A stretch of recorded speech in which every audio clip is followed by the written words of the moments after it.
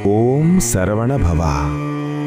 அன்புடன் என்னை நினைக்கும் பக்தர்களே, நான் உங்கள் உள்ளத்தில் குடிகொண்டிருக்கும் முருகன்.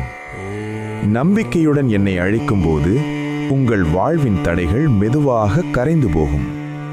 பயம் விடுத்து துணிவுடன் முன்னே நடங்கள். ஏனெனில் துணிச்சலான இதயத்துக்கு என் அருள் எப்போதும் துணையாக நிற்கும். சோதனைகள் வந்தால் கலங்காதீர்கள். அவை தண்டனை அல்ல, உங்களை உயர்த்த நான் தரும் பாடங்கள். உழைப்பும் நேர்மையும் சேர்ந்தால் வெற்றி தானாகவே உங்களை தேடி வரும்.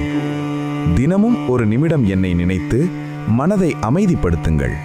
அந்த அமைதியில்தான் என் அருள் பிறக்கும். அன்பும் அறமும் உங்கள் பாதையாக இருந்தால் நான் உங்கள் முன்னே நடந்து வழிகாட்டுவேன். துன்பத்தில் தளராதவனே உண்மையான வீரன். அவனோடு நான் என்றும் இருப்பேன். ஓம் சரவண பவா.